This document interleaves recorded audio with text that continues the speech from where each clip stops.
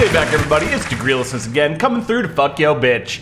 I'm your host, the people's champion, trusted member of the media, 21st century digital boy, and of course, your good buddy in the mix, Shanghai Pete.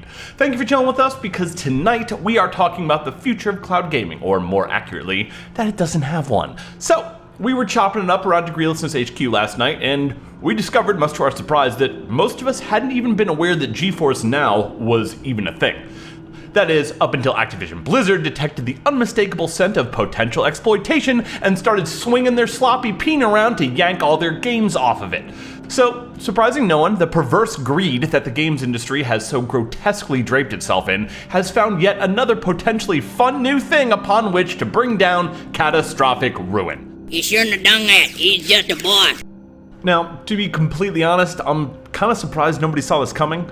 Well, I guess I shouldn't say no one, I'm sure somebody did, but definitely not anyone in the Degreelessness crew, that's for sure. We were so focused on the technology and lack of internet infrastructure problem being the stake through the heart of cloud gaming, we completely overlooked its far more obvious nemesis, basic greed! It didn't even occur to me that a publisher could fuck people over this way, preventing them from playing games they already own. Wow, that's next level horror show shit. Well, I guess leave it to Activision Blizzard to innovate. After all, it was companies like them that figured out how to bankrupt whole families using games labeled as safe for 3-year-olds. So, why wouldn't they also puzzle out how to stop you from playing games you've already purchased? It's seriously pretty genius, but like most of what the industry does these days, it has the unfortunate side effect of helping to ruin our whole fucking hobby. Now, I don't want to bury the lead, as I so often do, so if some of you aren't sure exactly what I'm ranting about this time, here's a quick recap. Most of you are, I'm sure, aware of the rapacious criminal enterprise more commonly known as Stadia, and how it's a disgrace to our industry and an insult to consumers everywhere. You're probably also aware of what an unmitigated disaster it's been in the few short months since its launch back in November. Now, putting aside other services like Microsoft's xCloud, which is still in beta and whatever Sony is doing, for most of us, Stadia was our first look at cloud gaming, and oh shit, we did not like what we saw. From terrible lag issues, a paltry lineup of games, to straight up lies about its capabilities, suffice it to say, cloud gaming was not off to a great start. Now, if you're like me, you probably looked at that shit and dismissed it immediately. Fuck out of here.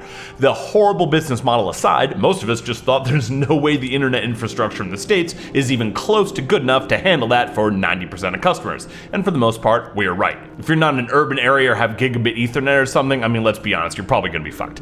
Until, of course, Nvidia's cloud gaming service, Geforce Now, came in out of seemingly nowhere and showed the donkeys at Stadia how you're actually supposed to do this shit. Yes, I know Geforce Now has been a thing for a while. It's been in beta since sometime last year. I know that. I'm not a retard. Maybe I'm a retard. I'm just saying that it wasn't on many people's radar, let's say. Okay? So yeah, Geforce Now rolled in here and kicked Stadia right in the fucking sack. While admittedly, like I said, we didn't care enough to fuck around with it at the office, many creators whose opinions I trust did, and they had an overwhelmingly positive experience with it, certainly far superior to Stadia at the very least. At the very least. It's cheaper than Stadia, you don't have to rebuy games you already own, and by most accounts performs far better than Stadia too. Okay, so sounds pretty sick, right? All's well. Maybe Google and others will now need to adjust, keep up with the competition, the market can run its course, and cloud gaming can move forward and slowly improve, right?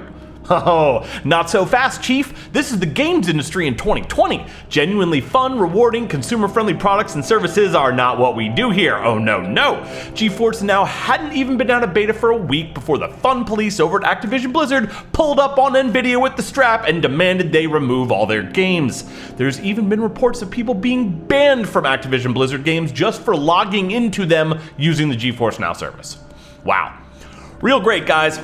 So right after that, Bethesda followed suit. Rockstar has also removed GTA 5 from it. I think that was last summer. And amid rumors of both that and Red Dead Redemption 2 going Stadia exclusive.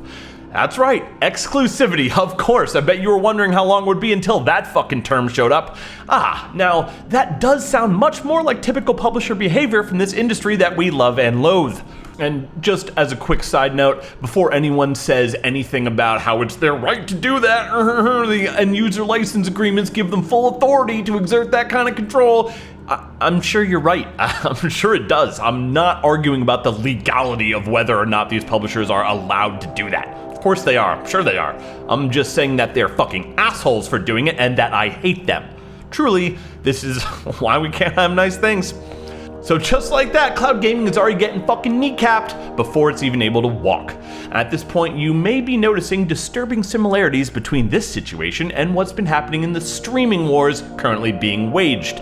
And well, you should, because that is the future of cloud gaming. You're looking right at it, boys. The covetous, craven, morally bankrupt publishers currently running the games industry straight into the fucking ground learned well the lessons taught by Netflix and its seemingly eternal struggle to defend its position of dominance from competitors of every shape and size. Now, Netflix has only been able to hang on this long for two main reasons. One, because it began investing in its own original IPs as quickly as possible, and in doing so earned themselves a few hits: Stranger Things, House of Cards, The Witcher, etc. And two, and more importantly, because they had the content first. I'm talking about the rights to shows in syndication like Star Trek, Friends, Seinfeld, The Office, Marvel shows like Daredevil, South Park, more. All of which are now being slowly taken back in the name of exclusivity by the studios and outlets that own the rights to them. See, they were happy to lease those rights to Netflix years ago when the future of streaming services was uncertain. But once Netflix proved it was viable, these guys couldn't yank back their cash cows fast enough, resulting, of course, in the streaming wars we're now embroiled in. You want to watch Disney shows or IPs? Pay for Disney Plus, bitch. What about Amazon shows or Marvel shows or sports or shows from NBC or CBS? Better cough up the cash for each company's separate service, you stupid fuck, or you aren't getting shit. Unless, of course, you just pirate them. Now, due to the actions of Activision Blizzard and them being the herald of certain doom as they so often are, we're now poised to see cloud gaming turn into the same fucking thing. A platform war caused by greedy, gluttonous publishers whose only concerns for their bottom line and least of all their customers. They were perfectly content to wait for someone else to put in the R&D money necessary to prove the business model viable, but now that Nvidia has, just like Disney, NBC, and the rest of them, they can't rescind the rights to their games fast enough. Want to stream Call of Duty from the cloud? Well, you gotta pay for Activision Blizzard's cloud service. What about Wolfenstein or The Evil Within? That'll be $10 a month to Bethesda, please. How about Assassin's Creed or Watch Dogs? Sure thing, just $5 a month to Ubisoft and you're all set. This is the problem with online storefront exclusivity writ large. You think it sucks having to buy a specific console just to play a first-party exclusive game? Well, if cloud gaming becomes the norm, instead of just having to buy a PlayStation, Xbox, and Switch, you'll instead need to pay a separate monthly fee to every single AAA publisher for access to each one of their own streaming services. Sounds fucking awesome. You know, it's funny, now that I think about it, far from being the death knell for cloud gaming that I initially thought this was, I actually can't think of a better way to ensure its inevitable dominance. After all, that's the end goal of any AAA publisher, right? To have exclusive access to every last fucking dollar in your wallet, to be able to siphon it out monthly.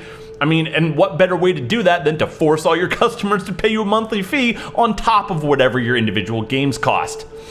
Sorry guys, but looks like I'm actually flip-flopping on this one. Cloud gaming isn't dead, on the contrary, it's inevitable. It's just a total loss for the customer, and that is just how the industry likes it. Well, alright, that's our show for tonight. Thanks so much for chilling with us. We love you today, we love you all the way. And fear not, friends, we'll be back soon with more hot takes on the nightmarish hellscape of corporate lust and foul desires that so embody our industry these days. Don't forget to dislike the video, leave a comment down below cyberbullying me, and of course, don't go anywhere near that subscribe button because it's Friday morning with the week.